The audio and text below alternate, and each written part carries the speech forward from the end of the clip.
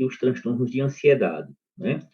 Que está no dia a dia. A gente vê tudo isso, todos os dias, isso nos pronto-socorros, nas UPAs, nas UBS, às vezes a gente, até dentro de casa mesmo, né? E a gente tem que saber manejar, né? Essa patologia, porque ela é muito frequente.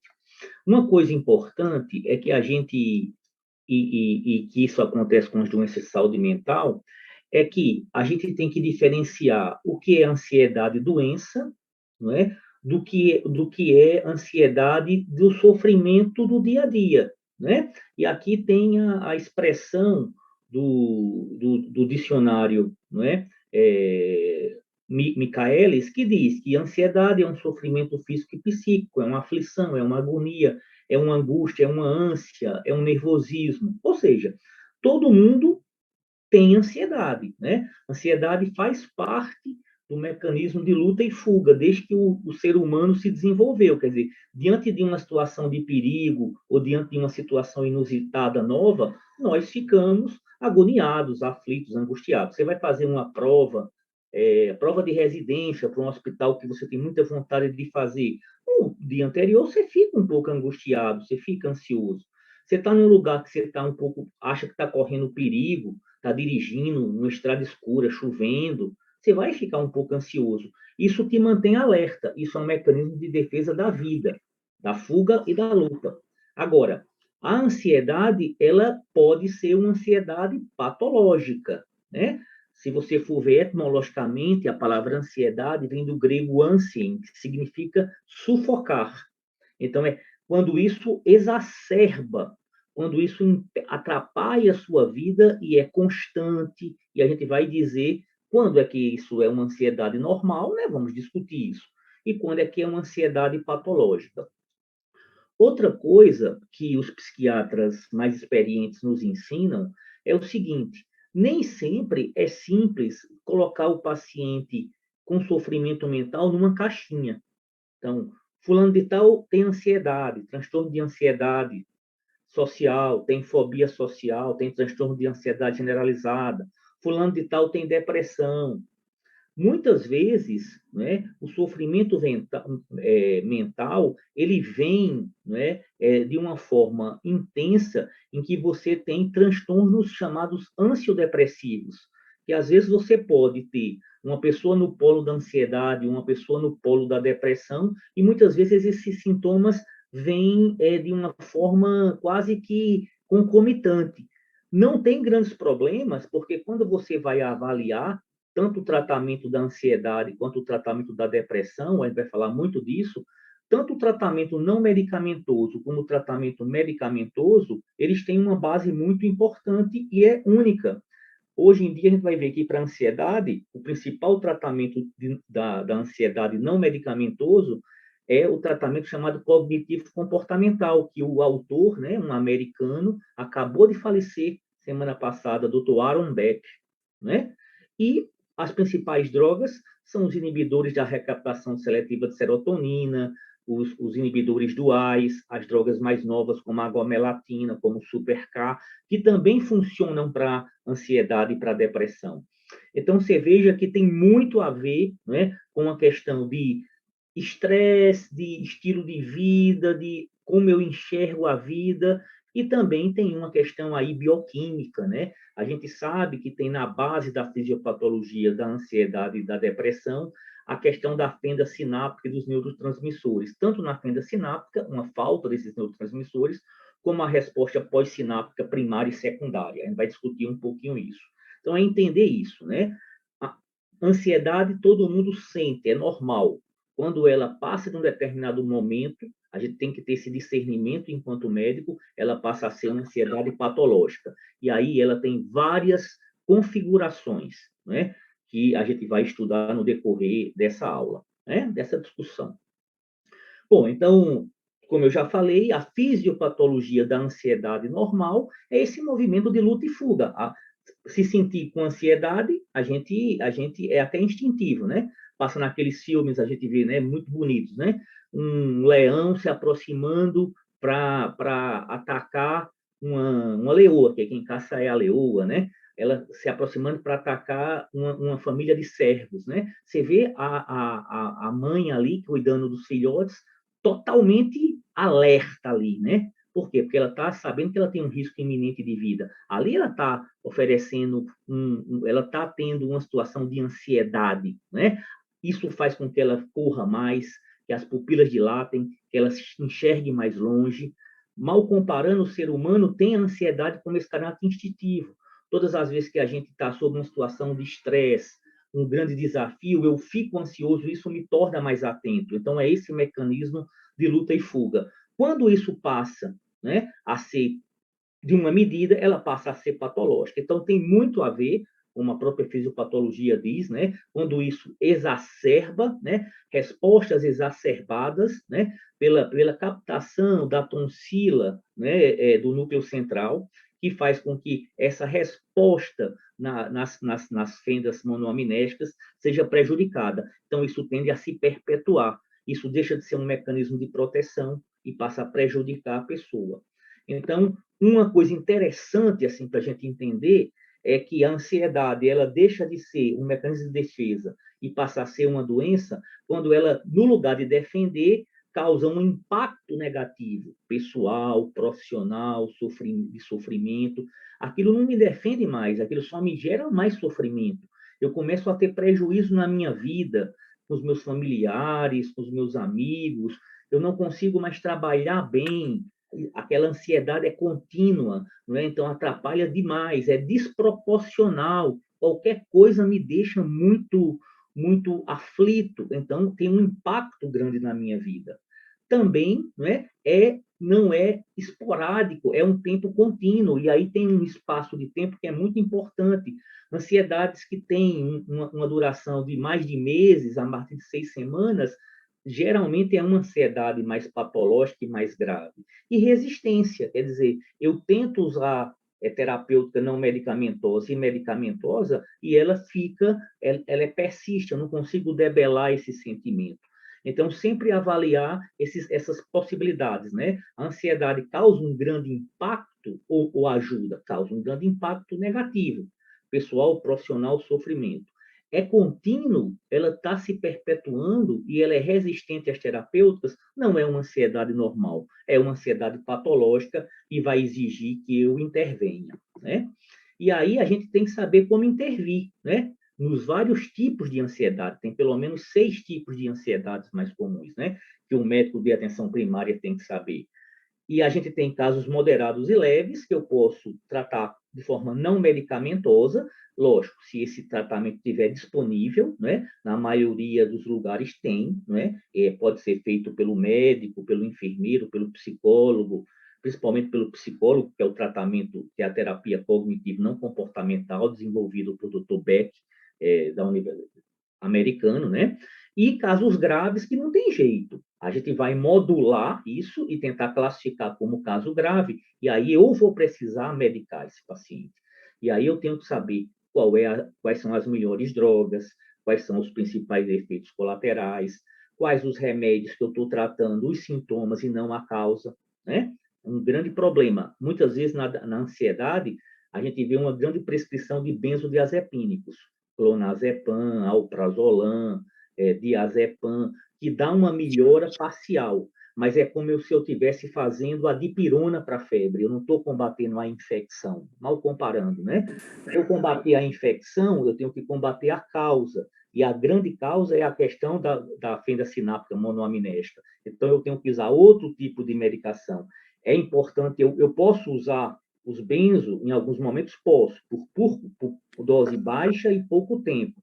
Senão eu fico, né, com uma infecção, mal comparando, fico com uma infecção só dando sintomático, sintomático, sintomático, e não estou resolvendo a situação principal. A gente vai discutir isso. O som tá bom, né? Vocês estão me escutando, né? Sim, professor, tá bom. Tá Tá joia. sim, professor, tá bom todo.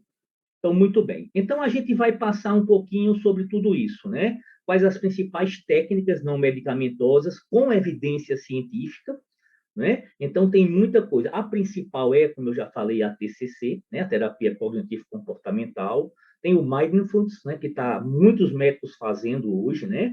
Atividade física é muito importante para quem tem ansiedade.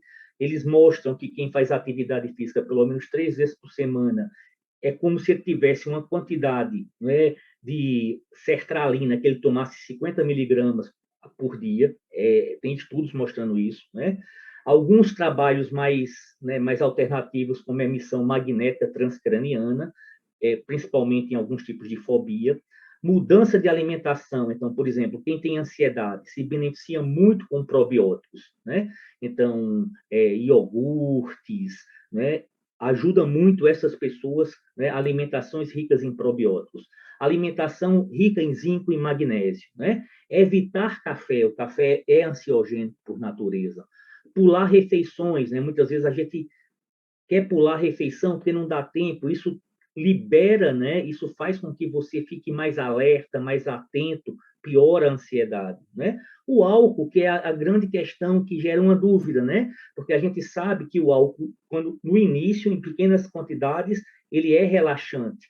Só que o álcool, ele provoca um efeito rebote nos dias consecutivos posteriores de aumentar a ansiedade. Então, de um modo geral, o álcool não é recomendado, né? Só são muito pequenas porções, mas ele não tem um efeito benéfico, pelo contrário, ele causa mais malefício do que benefício para a pessoa ansiosa, né? Os tratamentos medicamentosos, nós vamos falar sobre muitos deles, né? Benzodiazepínicos, o tratamento medicamentoso que a gente diz que alivia momentaneamente, né? Principalmente os benzo e beta-bloqueadores, e os medicamentos a longo prazo, né? Os antidepressivos, que são as drogas de escolha, né? Tanto os inibidores da recaptação de serotonina, mas os que pegam serotonina e noradrenalina, dopamina, alguns anticonvulsivantes, como gabapentina, como pregabalina, alguns antipsicóticos, né? Como o Socian, são drogas que podem ser usadas em casos mais graves, como os antipsicóticos, em pacientes com ansiedade, né? Uma das referências que eu usei é o material do Telesaúde do Rio Grande do Sul, que é um material para atenção primária, sempre muito atualizado e que vale muito a pena, né? Então, aqui ele fala um pouquinho sobre a fisiopatologia, que eu já falei, eu não vou ficar repetindo, né? E os vários tipos de ansiedade. A ansiedade, ela é uma árvore, né? Que cada galho, ela tem uma característica própria, não é uma doença única, né? Como o diabetes, né? Lembra do diabetes? Diabetes tem o diabetes tipo 1, diabetes tipo 2, diabetes LADA, diabetes MOD, diabetes gestacional, diabetes por doença pancreática. A ansiedade não é diferente, é uma doença e ela também tem características diferentes de manifestação, né? Então, você tem situações de ansiedade específicas para uma pessoa, um objeto, com uma fobia específica, né? A pessoa não consegue passar num lugar porque ali passou uma lagartixa. Não, isso é irreal. A lagartixa não vai matar a pessoa, mas ela não consegue, não é uma coisa que ela consiga trabalhar, né? Ou uma fobia específica de altura, por exemplo. Não, mas aqui tem um gradil, você não vai cair, mas a pessoa não consegue nem se aproximar, né? Uma fobia específica de lugares fechados, a pessoa não consegue fazer uma ressonância porque não consegue entrar na máquina. Isso é uma fobia específica, é um tipo de ansiedade, né? A antiga fobia social, né, que hoje a gente chama mais modernamente de TAS, transtorno de ansiedade social, né? É associada a medo e constrangimentos. A pessoa, quantas vezes eu já vi isso, né? Alunos brilhantes que a gente vai fazer um seminário, aí o aluno chega para mim e diz: Martim, é o seguinte, ó, pelo amor de Deus, me passa um trabalho, eu faço uma prova, mas eu não falo na frente de ninguém. Por quê? Porque eu não consigo. Eu começo a tremer, eu fico nervoso, eu gaguejo, eu suo, eu passo mal, minha pressão cai. Então, isso é o tipo de fobia social. Não é? É um transtorno de ansiedade, né? Associado a medo, constrangimentos e situações sociais. Né? É uma outra vertente da ansiedade que a gente trata também quando prejudica muito a pessoa. O transtorno do pânico, não é? Que é quem já dá plantão, quem já acompanha o pessoal aí na UPA, praticamente todo plantão você vai ter uma pessoa com transtorno do pânico, né? Que é aquele medo iminente, né? De morte, né? A pessoa fica com vários sintomas, muitas vezes precordialgia, né? Muitas vezes sensação de morte iminente, dispneia, e aí tem uma situação que a gente vai ter que investigar. mas o próprio transtorno do pânico, ele tem uma formatação, ele tem um pico em 10 minutos e dificilmente ele passa de 30 minutos. E tem como é que eu vou atuar sobre isso, né? Geralmente já tem episódios anteriores, né, para você caracterizar como transtorno do pânico. E aí eu investigo, chega, estou no pronto-socorro, não conheço a pessoa chega com dor precordial e muito ansiosa, muito nervosa, eu vou rodar um eletro, não tem como eu não rodar um eletro, né? Aí é um exame, na primeira vez que eu vejo a pessoa, fundamentalmente um exame de uma patologia que eu vou excluindo as coisas, até dizer, e geralmente chega alguém da família, doutor José Guedes, ela tem isso, às vezes ela fica muito ansiosa, ela passou uma contrariedade, né? Isso é bem comum. A clássica ansiedade é o transtorno de ansiedade generalizada, né? É aquela sensação de nervos à flor da pele, de estar no limite, né? De, não fale nem comigo que eu já começo, já passo mal, já estou ansioso, qualquer coisinha me tira do meu prumo. Eu vou passando assim, o sinal, o farol, o sinal fecha no meu lugar. Aí eu já choro. Quer dizer, o sinal vai fechar em algum momento. O que fez você ficar muito ansioso, o que fez você ficar muito nervoso, aflito, é desproporcional, porque em algum momento o sinal vai fechar. E foi na sua vez. Né? Você vai subir o elevador, só tem 4 lugares, aí você, quando vai chegando, uma pessoa entra na sua frente, quer dizer, chegou na sua frente e passou, então você vai ter que esperar o elevador. Aí você já, né, descompensa. Isso é uma ansiedade generalizada. Diferente de uma ansiedade porque eu vou fazer uma prova, porque eu vou fazer um concurso, porque eu tenho uma coisa importante para resolver amanhã. Isso é ansiedade normal de luta e fuga, tá? Então tem essa gradação, né? A agorafobia antes era considerada um tipo de ansiedade separada, né? Que é a sensação de que tem um lugar que é difícil escapar, principalmente lugar fechado. Hoje em dia, muita gente considera ela fazendo parte do próprio transtorno de ansiedade social, mas ela pode aparecer em um lugar. Olha, eu não vou nesse supermercado não. Por quê? Qual o tamanhozinho da porta?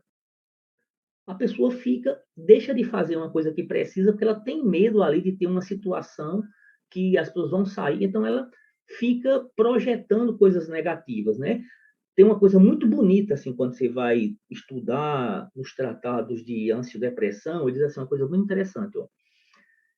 A depressão é o excesso de passado, a ansiedade é o excesso de futuro, né?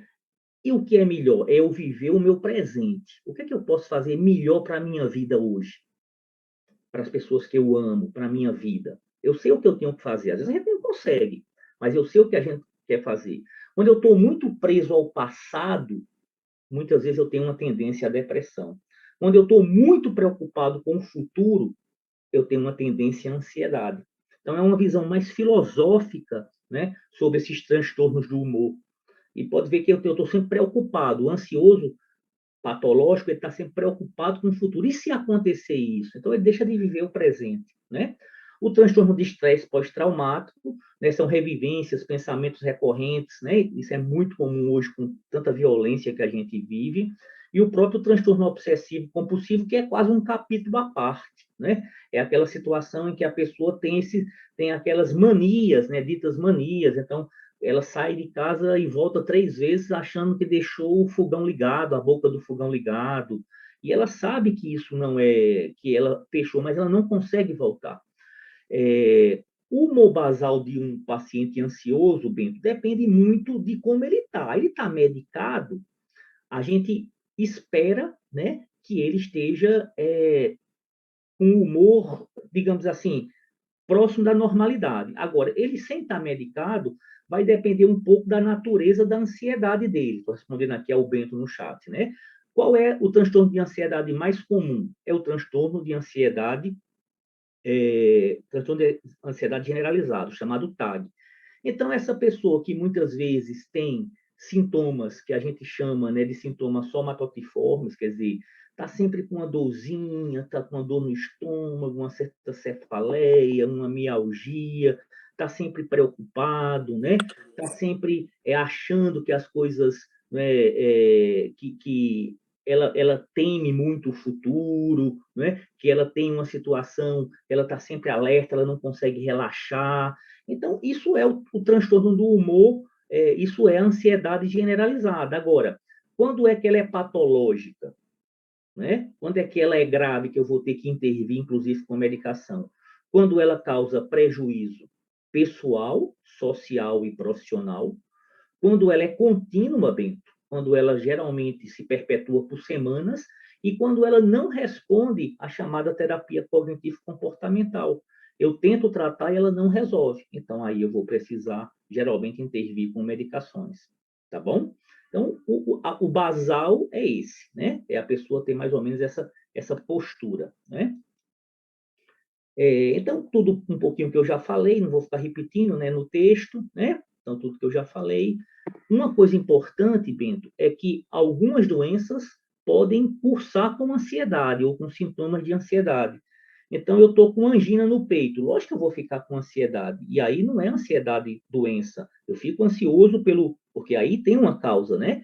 Então, síndrome coronariana aguda, arritmia, insuficiência cardíaca, demência, enxaqueca, tremor essencial, epilepsia, DPOC, asma, embolia, né? Hipertireoidismo clássico, né? A pessoa com hipertireoidismo, ela é totalmente TAC, né? Ela é ansiosa, né? E não é uma ansiedade generalizada, é uma doença que está causando isso, né? O próprio o hiperparatireoidismo, a hipoglicemia, é incrível. Assim, você está numa enfermaria, principalmente tem um idoso que faz hipoglicemia, ele muda o comportamento, é incrível. Você corrige a glicemia dele, o cara está agitado, está correndo, é um idoso super recatado, ele chama palavrão. Não é normal, seu José. Você vai ver a glicemia está baixa. Isso não acontece sempre, lógico, né? Pode acontecer. Você corrige a glicemia, ele normaliza, né? Feocromocitoma e várias doenças podem provocar. Então, eu sempre tenho que ver a pessoa como um todo, né?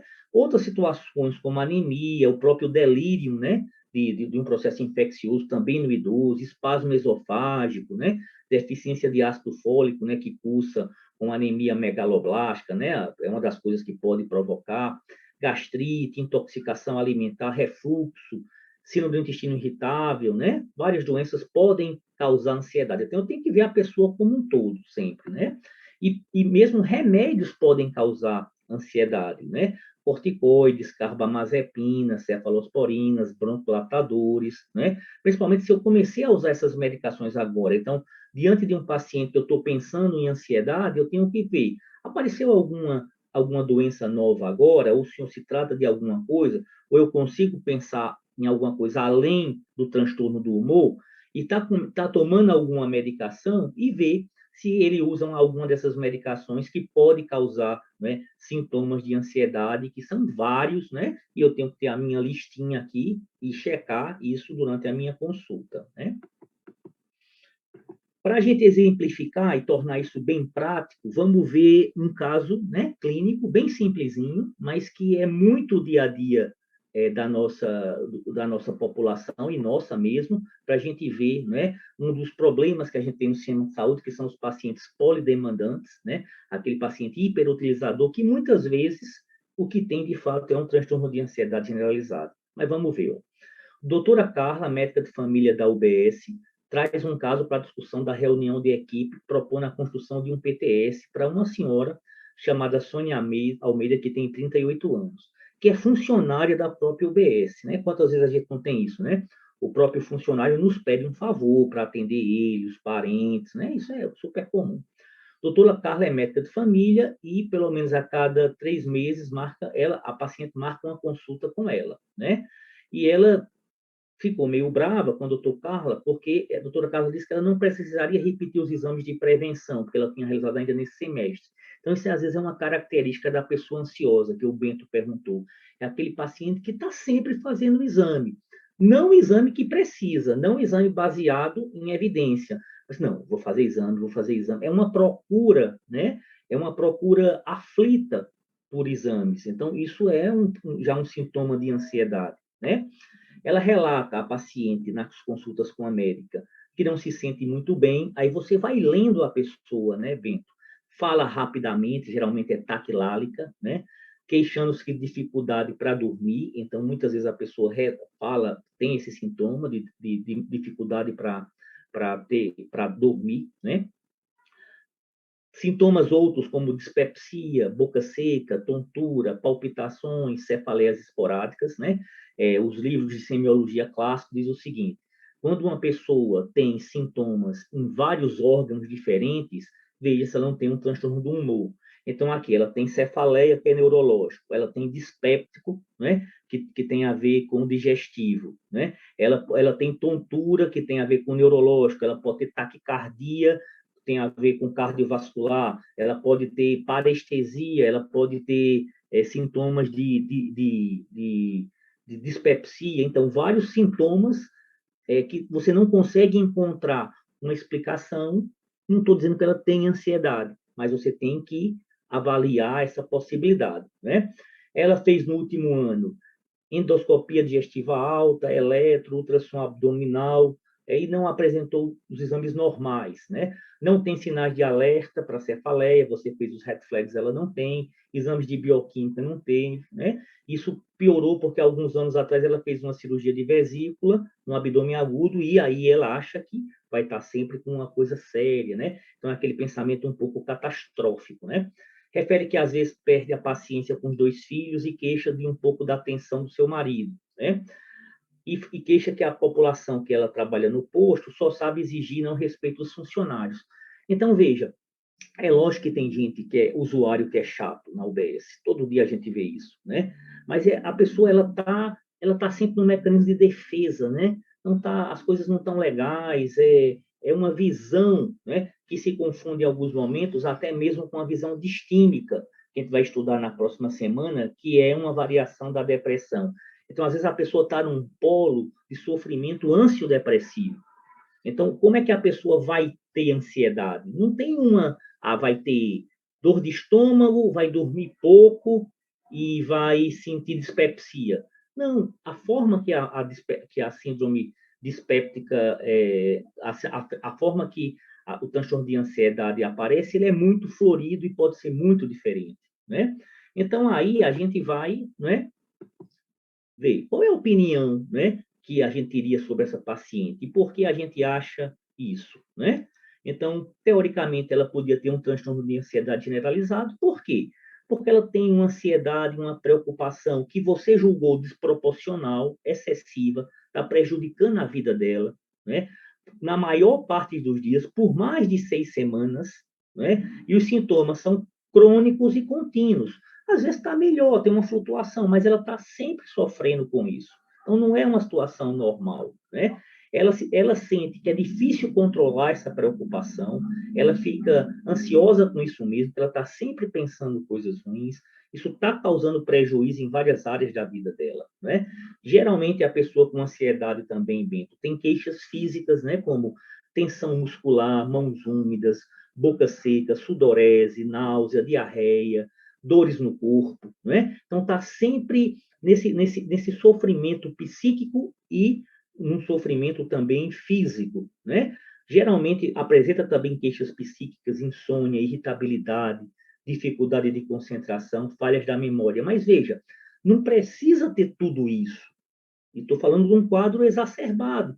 Tem alguns flashes disso, né?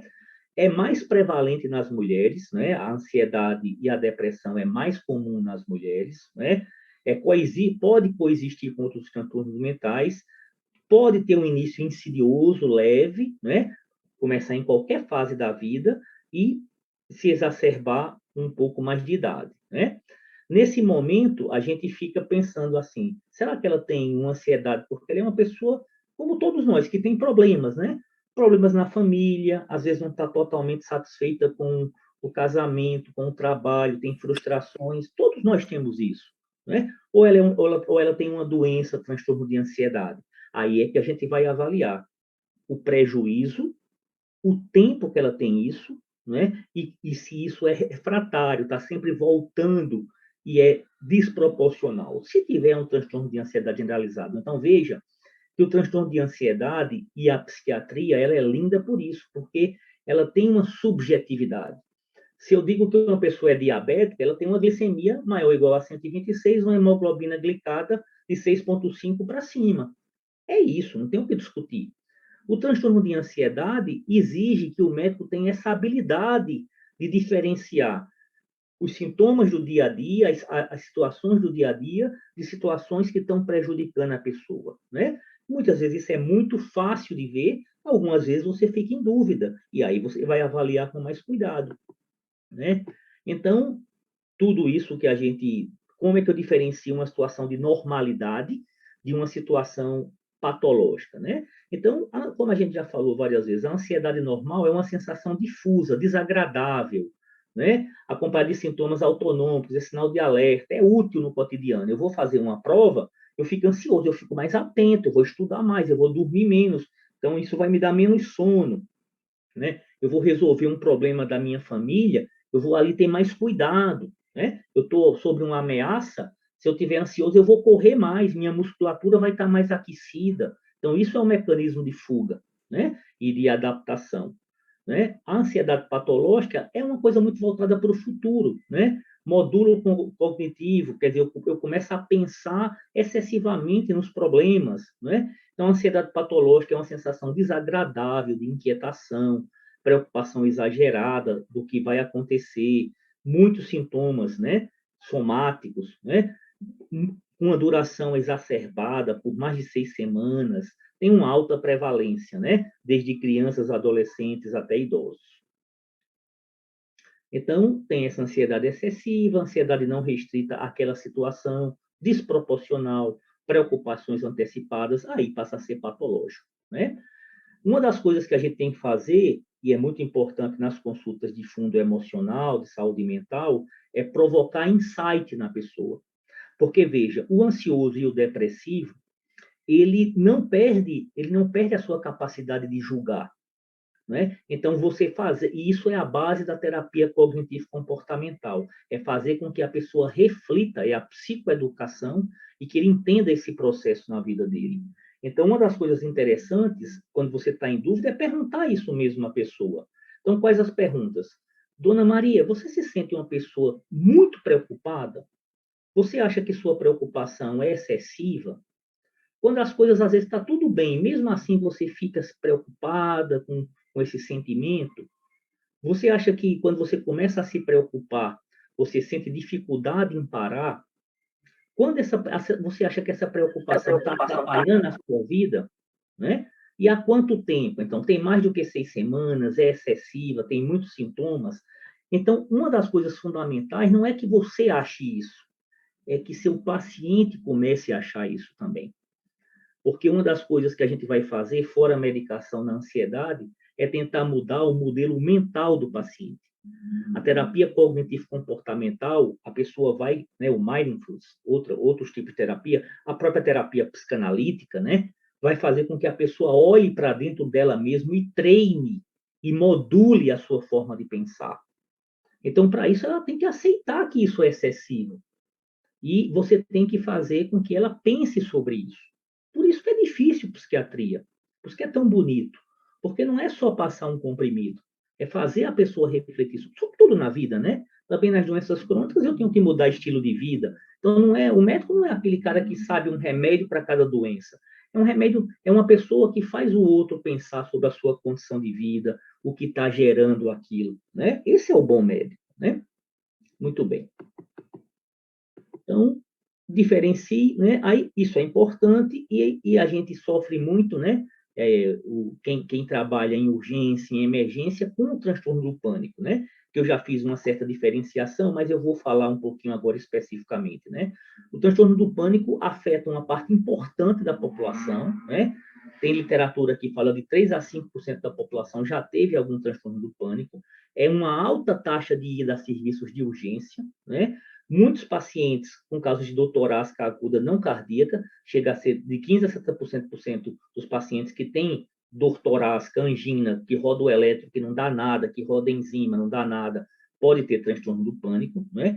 E é um transtorno, é uma variação da ansiedade que ocorre de forma espontânea, inesperada, né? E isso é muito importante, ó. O pico do pânico são 10 minutos, né?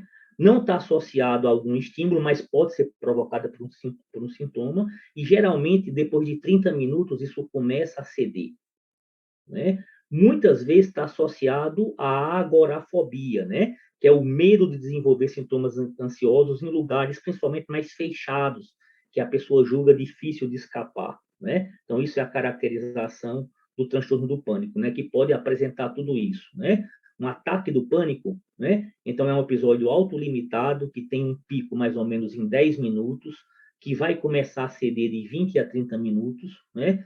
Que tem uma situação que o paciente pode sentir palpitação, taquicardia, sudorese, tremores, sensação de falta de ar, sensação de asfixia, dor, desconforto torácico, náusea ou desconforto abdominal, sensação de tontura, instabilidade, sintomas de despersonalização, medo de perder o controle ou ficar louco, medo de morrer, parestesias, calafrios, né? E às vezes a gente vê muito a psicofobia, né? Aí o médico, o enfermeiro, às vezes, não por maldade, mas isso aí já veio ano passado aqui, isso aí é PT, isso aí é DNV, como se a pessoa quisesse sentir aquilo. Ninguém gosta de sentir aquilo. É uma doença, como hipertensão é uma doença, né? Como diabetes é uma doença, como insuficiência cardíaca é uma doença, como distúrbio da tireoide é uma doença. É uma doença. E eu vou ter que manejar aquilo com tratamento não medicamentoso e medicamentoso, que a pessoa leva a um sofrimento intenso. Às vezes a pessoa perde trabalho porque ela deixa de evitar de ir para um lugar porque ela tem medo de desenvolver uma crise de pânico.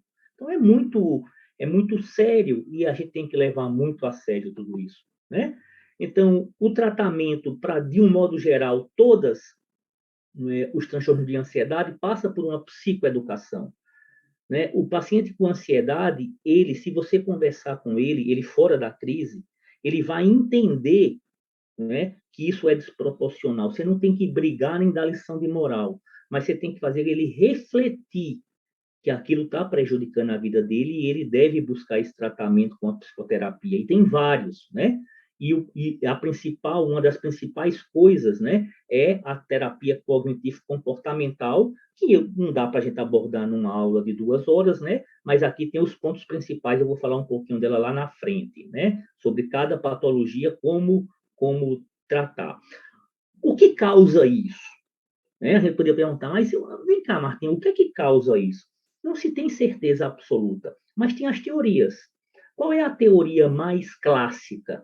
É a teoria da fenda sináptica, né? O déficit de neurotransmissores como serotonina, noradrenalina, dopamina na fenda sináptica, né, impede a transmissão perfeita do axônio para o dendrito. Isso causa esses sintomas, né? Tanto é que os melhores remédios são essas medicações que aumentam a biodisponibilidade desses neurotransmissores. Então, é a fluoxetina, é a sertralina, não é? É a gomelatina, são remédios que melhoram a fenda sináptica. Agora, a gente sabe que não é isso só. Por quê? Porque você, quando faz essa medicação, muitas vezes os níveis de neurotransmissores eles medem tão normais e a pessoa continua, em alguns casos, ainda com ansiedade. Então, hoje eles estão estudando os receptores, né, pós-sinápticos, secundários e terciários. E muitas vezes isso pode ter essa cascata prejudicada. Não só a diminuição dos neurotransmissores na fenda sináptica, mas como os axônios, né? Como os neurotransmissores, como as fendas, não fendas, mas como os neurotransmissores de nível secundário e terciário no decorrer desse circuito, né? Então, isso é a teoria, né? É a teoria bioquímica, que a gente sabe que tanto os neuroceptores sinápticos como os pós-sinápticos, né? Quando eles não estão totalmente ajustados, eles podem provocar transtornos afetivos, ou seja, o mau funcionamento desses neurotransmissores, né, tanto causam ansiedade quanto causam depressão. Aí você tem que ver como a pessoa vai manifestar, né? Na próxima semana, daqui a 15 dias, a gente vai estudar a depressão. A gente vai ver que a fisiopatologia é a mesma, mas a forma que eu vou desenvolver é outra, né? A depressão tem aquela tríade clássica, né? Anedonia, fatigabilidade e humor deprimido. A ansiedade tem tudo isso que a gente já falou. E aí, para eu melhorar isso, eu tenho uma grande concentração de medicações. Então, o que vai melhorar isso são remédios como a serotonina, como a noradrenalina, como a dopamina, como a GABA, que eu vou atuar usando a pregabalina e a gabapentina, como a acetilcolina. Então, isso trata a doença, entende? Se eu faço só benzodiazepínico, o benzodiazepínico é o seguinte, é um freio de arrumação.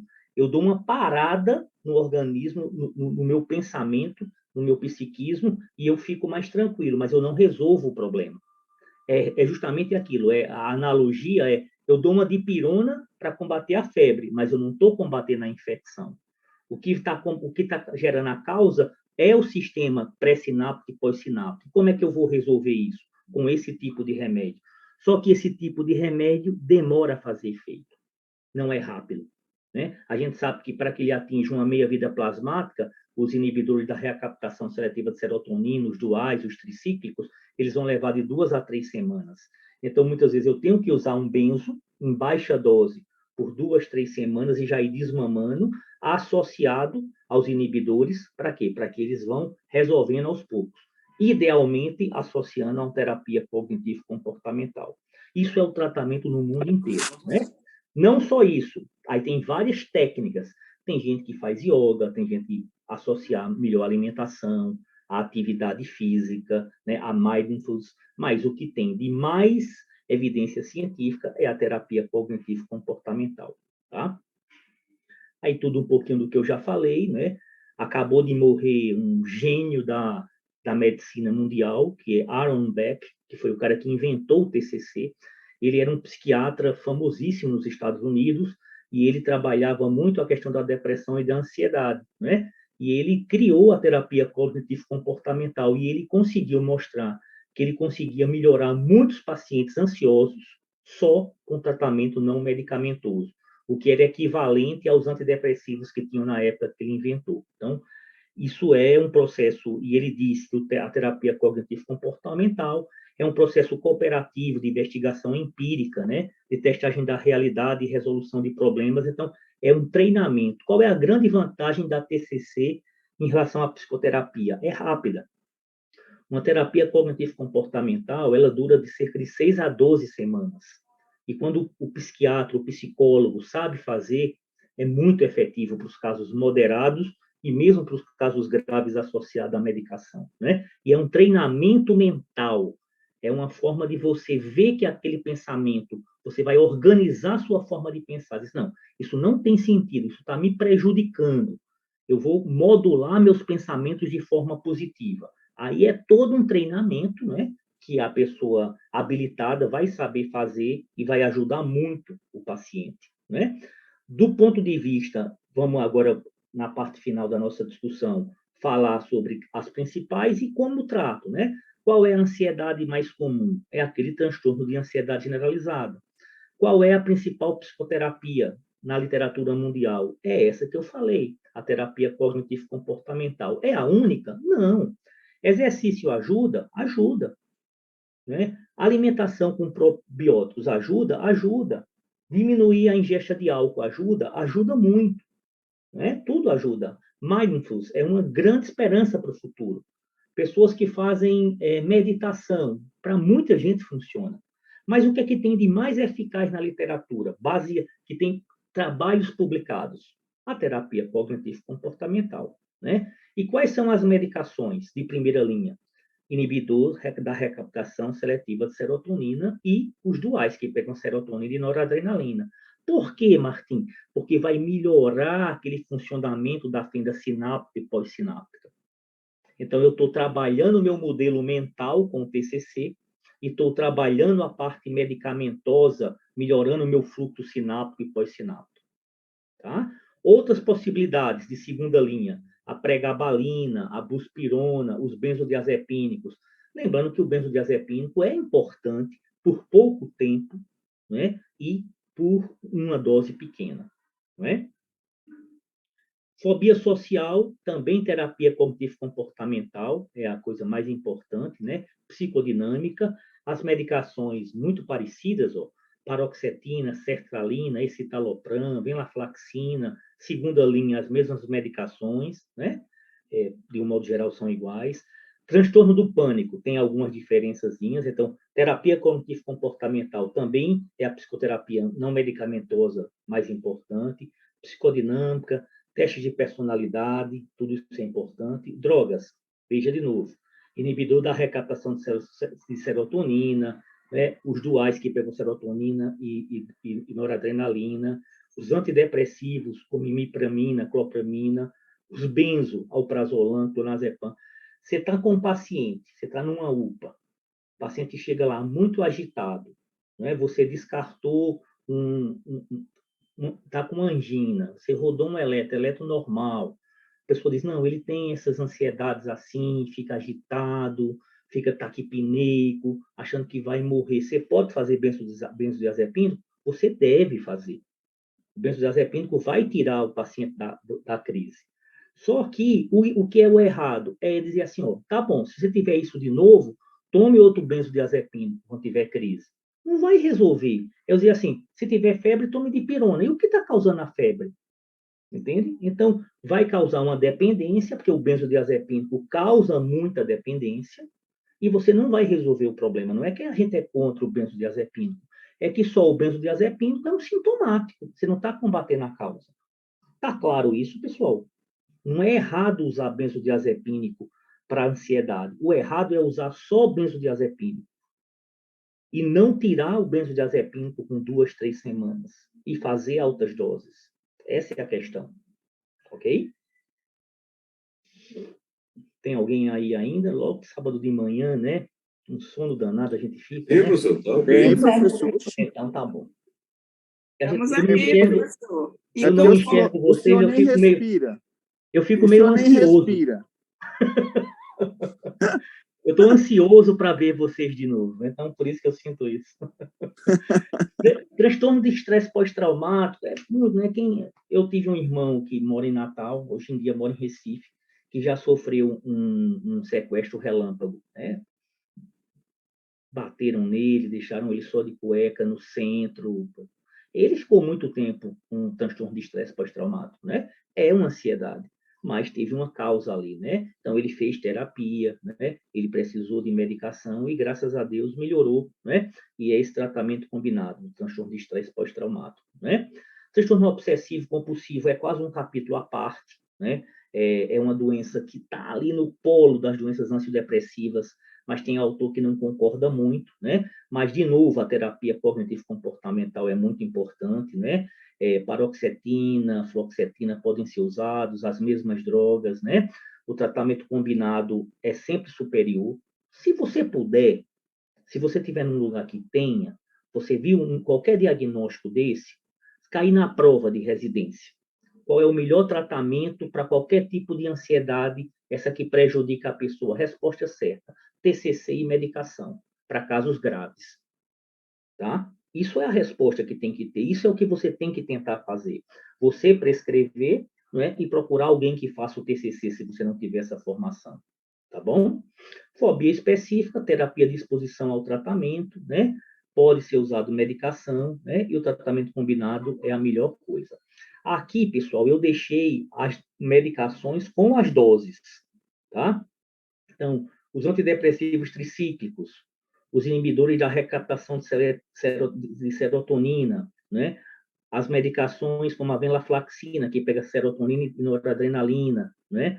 Os inibidores da recaptação de dopamina e nora, como a bupropiona, né? Que a gente usa muito na cessação do tabagismo, né? Todas as medicações com a dose inicial e a dose alvo, que eu tenho que tentar atingir, né? Não necessariamente a dose teto, mas eu chegar no meio termo ali, né? Geralmente a gente já tem um bom desfecho, né? As drogas principais, aqui né, só uma revisãozinha de farmacologia, né? O mecanismo de ação dos benzodiazepínicos, ele vai melhorar, ele vai atuar através do ácido GABA, né? Que é um neurotransmissor, então ele dá um freio ali naquela sensação, só que ele não resolve o problema, né? Ele vai atuar impedindo aquele influxo que está gerando sofrimento. Só que ele não resolve, ele não melhora aquela estrada. É como se desse uma limpada na estrada, mas ele não vai fazer com que a estrada volte a funcionar, né? Então, quando você diminui, quando você tira a medicação, ele vai gerar, né, o mesmo problema de novo e vai causar uma dependência química muito grande, né? E não é inócuo, né? Pessoas que usam benzodiazepínicos muito tempo, continuamente, têm alterações de memória, né? Podem ter alterações de comportamento, né? Podem ter alterações na cognição, ficam mais lentos. Então, não é. Porque então que não usa para sempre, Martim? Porque causa mais prejuízo do que benefício, né? Todos os estudos mostram isso, né? Então, as doses aí dos benzodiazepínicos, né, que a gente usa, né, eles são importantes, ninguém está dizendo que eles não são importantes, né, mas eles devem ser usados por pouco tempo em doses baixas, né, tanto o diazepam quanto o lorazepam, o prazolam, você não deve usar mais do que 2, 3 semanas, em doses baixas, tá? Por quê? Porque ele causa muitos efeitos adversos e tolerância, né? Então, pode causar demência, pode causar déficit cognitivo, psicomotor, então, é isso. Por que você não faz para sempre? Porque a médio prazo vai mais prejudicar do que ajudar. Então, é muito importante que a gente. E é muito difícil desprescrever benzo. Porque depois que o paciente vicia em benzodiazepínico, para tirar, é uma luta. O paciente fica com raiva de você, você quer bater na equipe, não entende porque ele já criou uma dependência química. Então, qual é a melhor coisa? É fazer com que a gente não use, ou use, né? Pode usar com doses baixas, mas já dizendo, isso aqui eu vou tirar em 2 semanas, porque isso aqui vai te ajudar agora, mas se usar muito tempo, vicia e vai te prejudicar. O remédio que vai te ajudar é esse aqui, ó, chama fluoxetina, sertralina, tá? Você já diz outra medicação também e a terapia cognitivo-comportamental, tá? E tudo que eu falei, né, de uma forminha resumida, tá? Aqui estão as referências e eu fico à disposição para alguma dúvida que esteja ao meu alcance, tá bom? Já vou mandar para vocês também no e-mail da turma. Hoje à tarde, para quem quiser, né, às 15 horas, a gente tem a segunda aula, tá bom? De terceira aula do curso de eletro, né? Quem estiver fazendo, mesmo quem não quiser, quem não fez, pode assistir, eu vou mandar o ID e a senha. Hoje é a parte patológica, né? Eu vou falar sobre hipertrofia ventricular, sobrecarga atrial direita e esquerda, bloqueio de ramo direito esquerdo, BAV de primeiro, segundo, terceiro grau, é a parte patológica, tá bom? Segunda-feira, eu nunca dei essa aula para vocês, que eu peguei infecto há pouco tempo. Eu vou dar uma aula de meningite, tá? Para T6. Eu fiz um resumo de tudo que tem de melhor sobre meningite. Acho que ficou legal. Não sei, com certeza a aula vocês já estudaram isso, mas quem tiver interesse, eu vou colocar lá. Ó, pessoal, aula de meningite segunda-feira de manhã, né? Quem vai fazer pronto-socorro, quem vai fazer pediatria, e meningite mata todo mundo, né? Mas mata mais criança. É importante a gente saber reconhecer os tipos de meningite, saber vacina, né? Tem várias vacinas que previnem meningite. Quais são as vacinas que previnem meningite? Tem várias bactérias que causam meningite. Então, é uma aulinha rápida, 1 hora e meia. Na segunda-feira, eu vou mandar o link para vocês, tá bom? E hoje, às 15 horas, eu mando o link também da aula sobre a terceira aula do curso de eletro para quem tiver disponibilidade, tá bom? Muito obrigado sempre pelas palavras generosas. Tá certo, professor. Qual é o e-mail mesmo Medicip 8. Pronto, estou mandando agora para vocês essa aulinha de ansiedade, tá bom? Para Ok, quem for, professor. para quem vier para meningite na segunda e quem tiver no eletro à tarde, até mais tarde.